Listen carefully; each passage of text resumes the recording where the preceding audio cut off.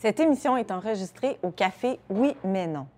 Nous nous intéressons aux influences et aux sources d'inspiration de personnalités du monde culturel, que ce soit à travers des figures marquantes de notre temps, des rencontres exceptionnelles ou des mouvements sociaux qui bouleversent notre façon de voir le monde.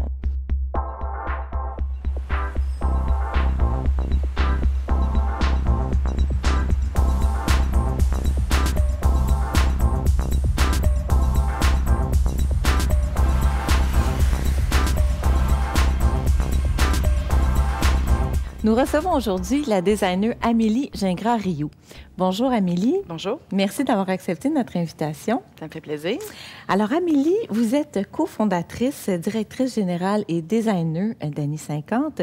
Vous avez étudié en commercialisation de la mode à l'UQAM et c'est en février 2005 que vous avez fondé avec votre complice Annie Chagnon votre propre ligne de vêtements. Et vos créations sont aujourd'hui disponibles dans une soixantaine de points de vente. Donc, on s'intéresse aujourd'hui, Amélie, à vos sources d'inspiration, vos influences, et je vous pose la question, de quoi êtes-vous la contemporaine? Toute une question. Oui, en fait, notre grande source d'inspiration première, en fait, elle est vraiment naturelle, c'est les années 50. À la base, c'était ça dès le départ. Et s'en est suivi les années 60, les années 70, on est retourné dans les années 40. C'est vraiment le rétro, pas nécessairement juste dans le vêtement, mais dans le design en général. Oui. Dans les meubles, dans la musique, dans les voitures, les objets. Donc, c'est une période qui vous inspire particulièrement. Oui. Comme vous le disiez, pas seulement à travers le vêtement, mais non. À travers les objets de la vie quotidienne. Le cinéma, toutes les... C'est pas seulement avec des grands designers là, qu'on va...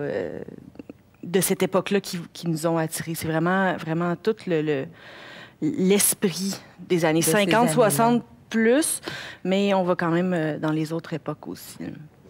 Donc, comment on fait pour se renouveler comme ça de saison en saison? Vous allez bientôt fêter vos 10 ans? Je le sais pas. En fait, c'est vraiment... C'est une fête grasse, ça tient de... En fait, la manière que ça fonctionne, c'est que moi et Annie, on s'assoit pendant 2 jours seulement. Ça dure 2 jours. Très intense, alors, c'est condensé. Dans notre industrie, on n'a pas le choix d'être très, très, très en avance. Faut que tout se passe vite. Fait qu'on s'assoit pendant 2 jours chez une ou chez l'autre. Puis on regarde des revues, des images, des livres. On dessine. Puis on dessine toutes sortes de choses. C'est vraiment l'espèce de production de chaîne. Puis à la fin de ces 2 jours-là, on fait le tri. Puis là, ressort quelque chose. Là, on commence à voir des lignes. Puis c'est bizarre parce qu'on pourrait dessiner chacun de notre côté, puis on dessinerait probablement le même genre de dessin qui finirait par faire la ligne. Vous avez vraiment des affinités très, très... Oui. On est très complémentaires, mais pour ça, on a comme une espèce de synergie dans ce qui se fait, là.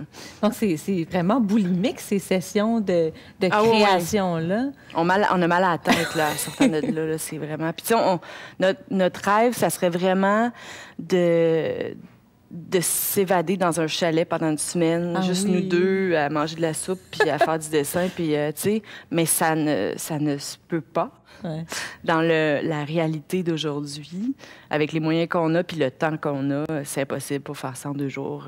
C'est vraiment un rythme mais peut-être que ça fait partie de notre façon. Processus, de création, je sais pas. Peut-être que si on le faisait autrement, ça marcherait pas. J'ai aucune idée. Peut-être qu'on peut revenir au début de cette aventure. Comment ça a démarré, Annie 50? En fait... moi et Annie, on travaillait chez M comme moi, une boutique sur Montréal. Elle était assistante designer. Moi, j'étais gérante. Mais j'étudiais en même temps à l'université à ce moment-là. Puis, on avait les deux un intérêt pour les années 50. Je veux dire, la manière qu'on s'habillait, la musique qu'on écoutait.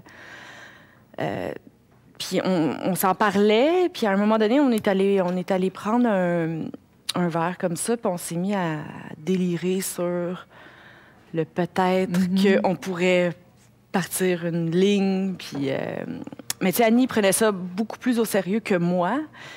Mais tu sais, à force d'en parler, puis tout ça, un jour, elle est arrivée avec quelques vêtements faits. Fait que là, ah, bon, OK. Fait que là, je me suis mis à aller après le travail chez elle. Moi, je coupais, puis elle cousait. Tu sais, c'était comme dans sa chambre. Fait que ça a commencé comme ça, en gros. Puis ça a juste déboulé, le reste.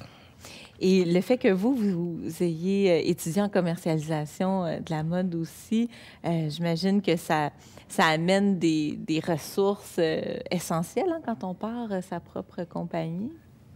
Oui, mais je vais avouer que l'université m'a apporté beaucoup plus au niveau de la rédaction de travail. Tu sais, au niveau de la rédaction du français que la matière. Parce qu'en commercialisation de la mode, là, à l'université, on apprend à... en fait, c'est pour travailler dans des grosses industries. En fait. C'est pas fait pour quelqu'un qui veut partir sa ligne ou... c'est pas du tout orienté vers ça. Fait que moi, je pense que j'avais juste comme une énergie, puis un vouloir.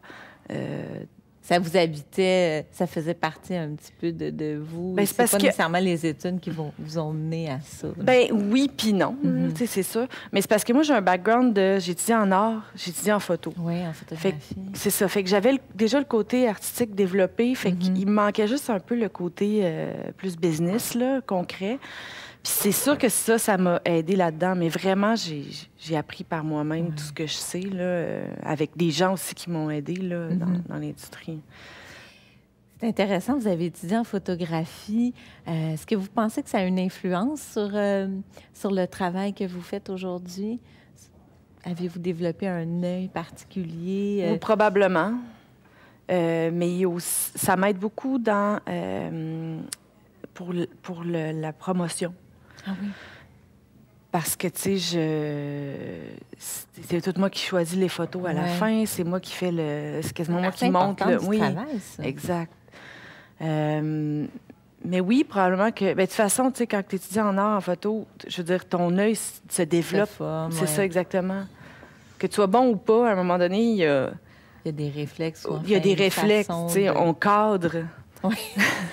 Automatiquement, les choses. Vos créations sont très modernes, là, même si vous vous inspirez de lignes ou de coupes qu'on a pu voir auparavant. Vous réinventez, finalement ces modèles-là. Vraiment... oui, c'est modernisé, puis c'est que des inspirations. On n'essaie pas de reproduire des époques. Vous me disiez que vous pouviez être inspiré par des rencontres avec des gens dans la rue, par exemple, ou le cinéma, la musique. Donc, c'est vraiment...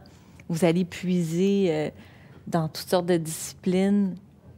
Oui, puis surtout au moment où je sais que je me mets en mode création.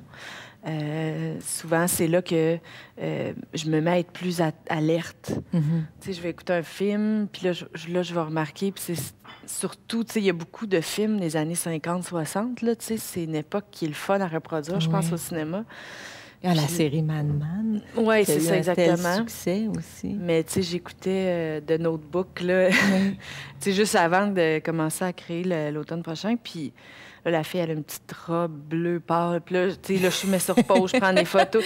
Là, tu sais, c'est juste... La machine est partie, là. Vous êtes en mode déjà. Puis, bien là, c'est sûr que l'hiver, c'est vraiment dur de s'inspirer des gens, de comment ils s'habillent. Effectivement. Mais pendant l'été, je le fais beaucoup. Tu sais, des fois, je vois tu sais, je vais au marché Jean Talon, je vois une fille passer, puis, tu sais, elle a mélangé deux styles ensemble, là, tu sais, où je regarde une certaine finition d'un dos. Je ne vais pas beaucoup dans les magasins parce que ça, je trouve que ça... Tu sais, les magasins de grosses chaînes, ça l'influence d'un mauvais côté. Et vous êtes quand même présente au Canada. Est-ce que vous allez développer, vous diriger vers les États-Unis? Est-ce que c'est des projets en cours? Oui, mais les États-Unis, c'est gros. C'est tout Et un puis, marché. Ouais. ben, on a déjà commencé à faire un petit peu de prospection, mais c'est une autre planète complètement. Tu sais, on a déjà un point de vente là-bas, là, mais tu sais. Puis les Américains sont très, très exigeants. Ils sont très. Ils n'ont aucune pitié sur le qui, de quoi t'es où, t'es qui. Ils s'en foutent complètement que tu fais pas une scène d'envie ou whatever. Ils sont très, très égocentriques. Fait que c'est sûr que c'est. Les relations d'affaires en souffrent. Des fois, on peut-être. peut tomber sur des petites perles comme la boutique qu'on a là-bas. Tu sais, mon agent commence à travailler là-dessus, mais tu sais, c'est vraiment des longues heures de travail. Il faut faire de la route, les gens se présentent pas au rendez-vous. Du défrichage. Oui, puis assez... il faudrait que j'investisse beaucoup d'argent pour pouvoir vraiment le faire de façon comme que tout le monde le fait, en fait. Puis j'ai pas cet argent-là, fait qu'on y va petit à petit. Tranquillement. Tu sais, si on prend une boutique pour la prochaine saison, ben tant mieux. Après, ça sera 3. Vous êtes bien établi à Montréal. Vous avez votre atelier ici. Est-ce que Montréal est une ville inspirante pour vous? Oui, mais pas dans tous les sens. Avec réserve.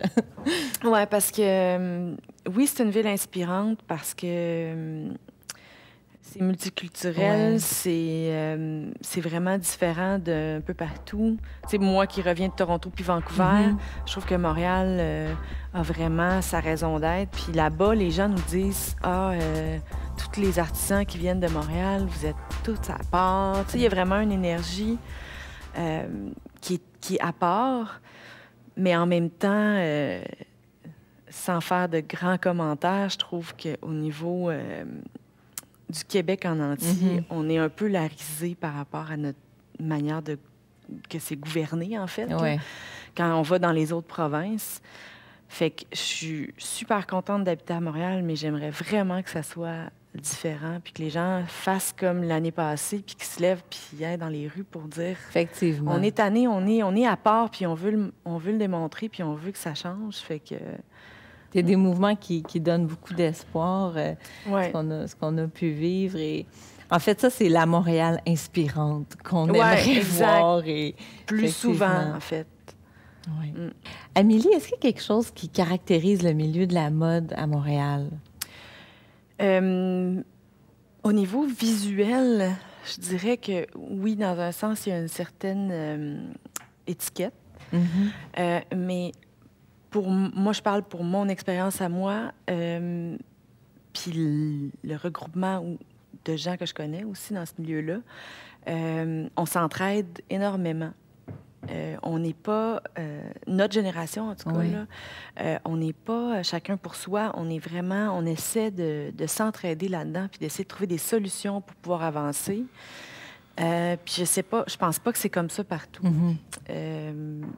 Donc, une certaine solidarité. Une solidarité, mais oui, il y a toujours de la compétition, évidemment, dans tout. Il y a de la compétition, mais au moins, c'est ça, c'est sain. Puis on essaie de s'entraider ensemble, de trouver les façons les mieux pour s'en sortir, parce que c'est pas vraiment évident.